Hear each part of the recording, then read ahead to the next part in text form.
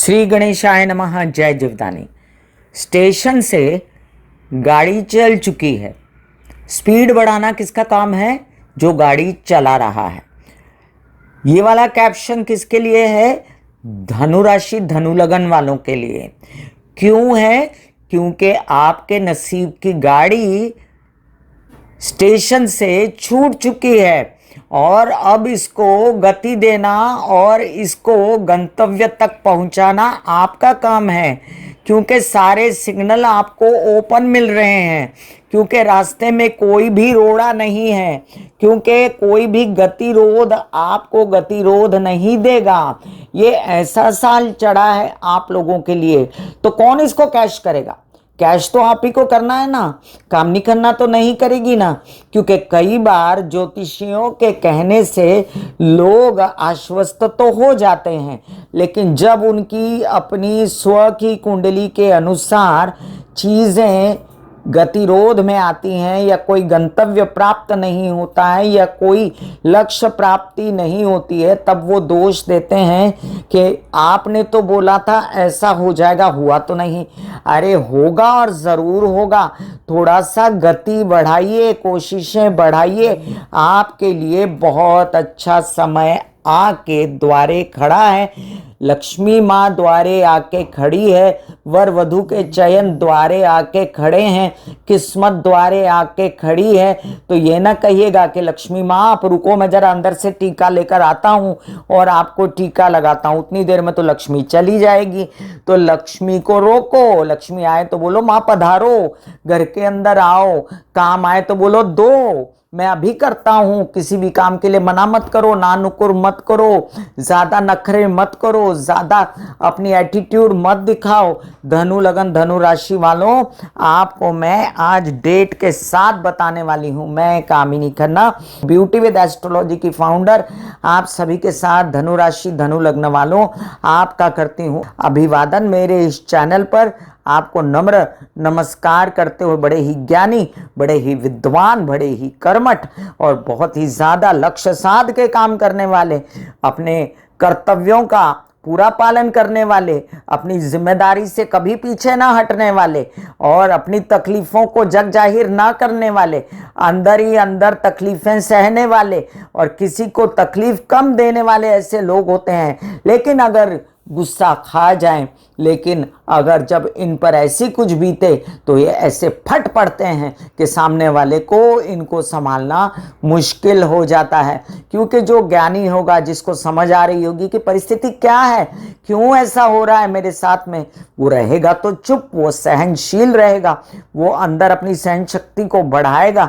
लेकिन जो बुरा समय है तो बुरा समय ही होता है ना, कट चुका है आपका बुरा समय। आप सबका स्वागत करती हूँ मेरे इस चैनल पर और मैं कामिनी खन्ना आप सभी के साथ धनु लगन धनु राशि वालों के लिए प्रेडिक्शन लेकर आई मैं कि ये समय को आपको कैश करना है। ऐसा हो सकता है कि किसी की कुंडली में कोई विपरीत महादशा दशा चलने के कारण आपको फल ना मिल रहा हो, जन्मतः जो आपके ग्रह होंगे उनके कारण आपको फल ना मिल रहा हो, या आपको कोई दूसरा ग्रह परेशान कर रहा हो, तब भी मेरा ये प्रेडिक्शन आपको 40-50% लागू होता है। अगर आप अपनी पर्सनल कुंडली दिखाना चाहते हैं तो मोस्ट वेलकम, शुल्क है। जो लोग नए आए हैं चैनल पर वो कृपया सब्सक्राइब कर दीजिए। तो चलिए आपको बताऊं कि आपके लग्नेश गुरु, आपके राशिश गुरु इतने दिनों से शुक्र के घर में धक्के खा रहे थे और बुरा हाल हो रहा था। लग्न वालों के लिए षष्ठ में बैठे थे, राशि वालों के लिए भी षष्ठ में बैठे थे और षष्ठ में गुरु की दुर्दशा हो जाती है कई बार।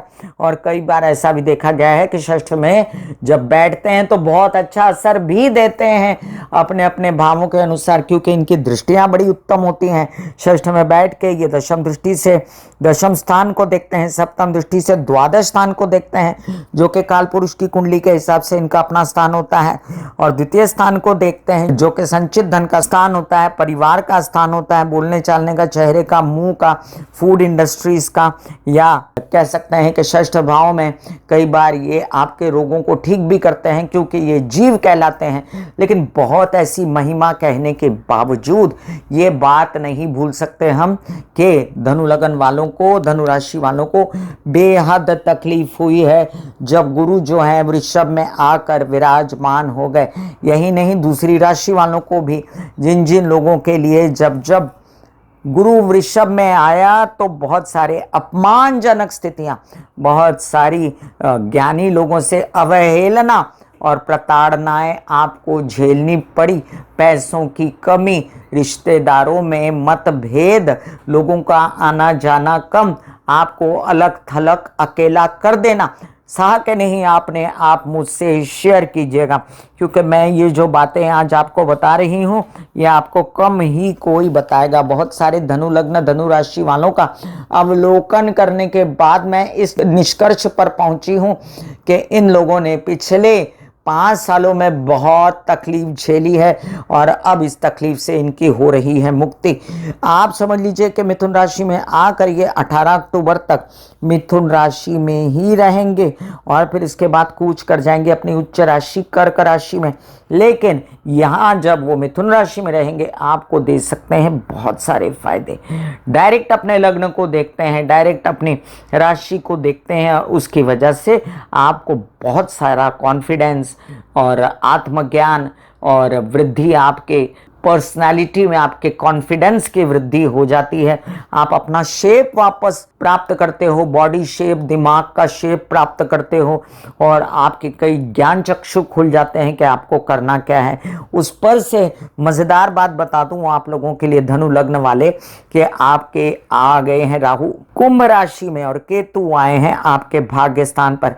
ऐसे तो राहु जब तृतीय में आते हैं तो इंसान को बहुत बड़ा फायदा दे जाते हैं। बहुत मैंने पंचांग देखे इस साल के, उनके अनुसार 18 मई को राहु और केतु बदलने वाले थे, लेकिन महाराष्ट्र के पंचांगों के अनुसार राहु केतु 29 मई, यानी कि मैं आज बात कर रही हूं जिस दिन, उस दिन रात को बदलने वाले हैं। राहु केतु का ये स्थानांतरण का जो असर है आज से आपको देखने को मिलेगा। इसमें धनु राशि, धनु लगन वालों की निकल पड़ेगी। आपसे तृतीय आए राहु आपको नौकरी, पद, प्रतिष्ठा, कामकाज, उत्साह, आईटी, मीडिया, क्रिएटिविटी से रिलेटेड काम, जो लोग व्यसनों के काम में भी होंगे, जो कोई ऐसे होंगे जो उत्पादन करते होंगे बूजिंग फैगिंग के लिए, तो उन लोगों को भी इसमें फ़ायदा होने वाला है। चित्रपट मालिकाएं बनाने वाले, टेलीविज़न की आईटी में, ओटीटी में जो लोग होंगे उनको भी बड़ा फ़ायदा होने वाला है। पद प्राप्त होने वाले हैं, नौकरी मिलने वाली है, जुगाड़ हो जाएगा आपका। भले ही आपको काम में इतना संतुष्टि ना हो, लेकिन आपकी नींव पड़ जाएगी काम की, जो कि लंबे समय तक चलेगी।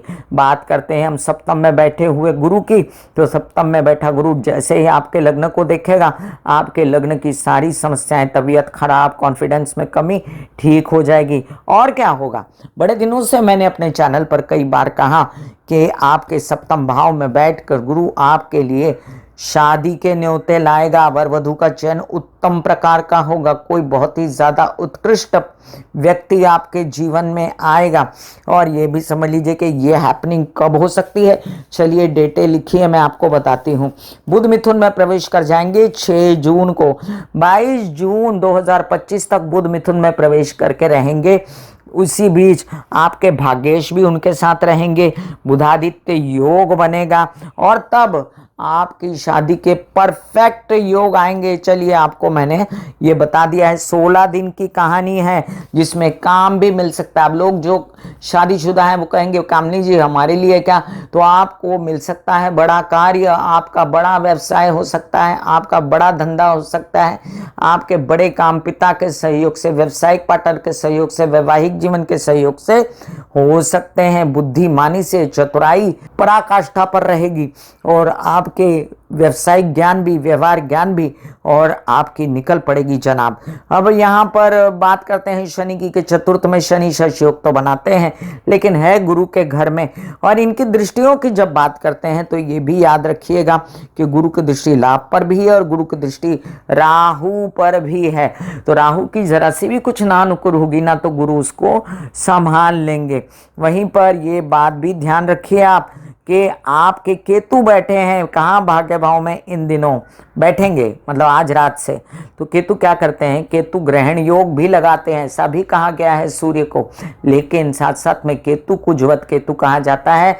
इसलिए मेरे हिसाब से केतु बड़ा नुकसान नहीं करवाएंगे सूर्य की राशि को, और आपको कई सारी धार्मिक यात्राओं पर ले जाएंगे, सात्विक कार्य आपके हाथ से करवाएंगे, आपकी प्रवृत्ति सात्विक हो जाएगी, ज्ञान मार्ग के आपके द्वार खुलेंगे। भले ही पिता से अलग थलग होना और पिता से दूरी आपकी बन सकती है, लेकिन कोई ऐसा व्यवसाय जरूर हो सकता है जैसे भजन बनाना, भजन गाना, अगरबत्ती बेचना, चुन्नियाँ बेचना माता की, या किसी अन्य प्रकार के किसी भी कोई एनजीओ की स्थापना करना, या कोई ऐसा कार्य जिसमें अंततः धर्म जुड़ा हुआ हो, कोई धार्मिक लेक्चर देना, ऐसी सब चीजों में भी उन्नति हो सकती है। क्योंकि पहले मैंने आपसे बताया कि राहु की वजह से क्या होने वाला है। तो ये साल आपके लिए 18 अक्टूबर तक ये जलवा रहेगा। उसके बाद क्या होगा, उसके बाद कर्क में आ जाएंगे गुरु, और वहां पर वो 48 डेज के लिए कर्क में रहने वाले हैं। तो 48 डेज की खबरदारी है, भले ही आपके लग्नेश हैं, भले ही आपके राशिश हैं, भले ही उच्च के रहेंगे गुरु, तो आपकी लॉन्गिटिविटी, आपकी तबीयत अच्छी, इन सब का ध्यान देंगे, वाणी में ओज देंगे, और कई सारे खर्चे, शुभ खर्चे भी आपके करवा सकते हैं। कहानी सिर्फ 48 डेज की, क्योंकि इसके बाद फिर ये कर्क से पलटी मार के मिथुन में आने वाले हैं, और वहां पर 2 जून 2026 तक रहने वाले हैं। क्या कहा था मैंने शुरुआत में कि जब अच्छा समय आता है ना, तो भगवान कृष्ण क्या कहते हैं लोगों को, हमेशा गीता में एक ही ज्ञान जो बहुत मुख्य है कि मेरे शरणागत होके कर्म प्रधान विश्व करी राखा, जो जस करहि तस फल चाखा। तो आपको काम करने से, कार्य करने से ही कार्य बनेगा। उठिए, कमर कसिए, काम पे लग जाइए। जैसा कि मेरा डायलॉग आप सुनते हैं हर बार, आइडेक्स मलिए, काम पे चलिए। काम ही प्रभु की मूर्ति है और कार्य ही आपका देवता है, क्योंकि इज्जत काम की होती है, बंदे की इज्जत कोई कोई करता है। तो कार्य में लग जाइए, वर वधू का चयन कीजिए, शादी कर लीजिए। 18 अक्टूबर से पहले चयन कर लें तो बहुत ज़्यादा अच्छा है। उसके बाद अगर आपको लगता है कि बात हट गई है, तो फिर वो बात जो है फिर से एक बार 48 डेज के बाद शुरू होगी। लेकिन मैं धनु लगन वालों को कहूँगी कि अब ना चूके चौहान, अब ना बिल्कुल चूके, और अपने कार्यों में लग जाएं। आप कर सकते हैं सारे गुरु के उपाय, और गुरु के उपायों में चंदन और साथ में हल्दी डाल के आपको उसमें गंगा जल मिश्रित करके वो टीका लगाना चाहिए। केले के वृक्ष को पानी डालना चाहिए। जिन लोगों की शादियां नहीं हो रही, उन लोग हल्दी की गांठ अपने पॉकेट में रखें, उसको पीले वस्त्र, पीले धागे से बांध के। जिन लोगों के ज्ञान में कमी हो गई है, वो अपने गुरु के शरण में जाएं। आपकी सर्वप्रथम गुरु होती है आपके माता पिता, उनकी शरण में जाएं, अपने गुरुजनों का आदर करें, पीली चीज़ें, पीले वस्त्र, पीले पदार्थों का ग्रहण भी करें और उनको अपने जीवन में आत्मसात करें। विष्णु सहस्त्र नाम की आराधना पूजा करते रहें, लक्ष्मी नारायणाय नमः के जाप करते रहें। गॉड ब्लेस यू धनु लगन धनु राशि वालों। अब के लिए बस इतना ही, फिर मिलूंगी। आपको ये मेरी चर्चा अगर अच्छी लगे तो कृपया इसको शेयर कीजिएगा, लाइक कीजिएगा, सब्सक्राइब कीजिएगा मेरा चैनल। आप सब खुश रहो। God bless you. बहुत अच्छे लोग होते हो आप। आपको मेरा विनम्र नमस्कार। ऐसे बॉडी को बोला जाता है कि आप रिलैक्स हो रहे हो, आप रिलैक्स हो रहे हो। वाकई में वो रिलैक्स हो जाती है। फिर आप अपने एक एक अंग को बोलिए, आपकी शिखा रिलैक्स हो गई, आपके बाल रिलैक्स हो गए, आपका माथा रिलैक्स हो गया, आपकी आंखें रिलैक्स हो गई। ऐसा मैसेज दीजिए, ये आपका शरीर है।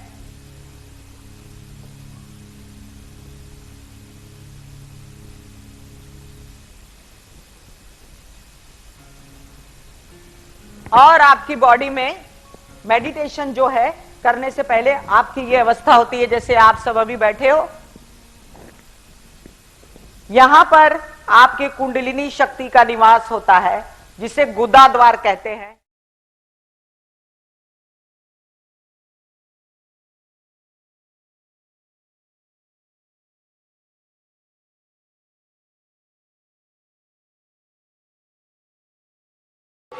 दिल का हाल सुनो मेरी मैया, सच्ची मैया।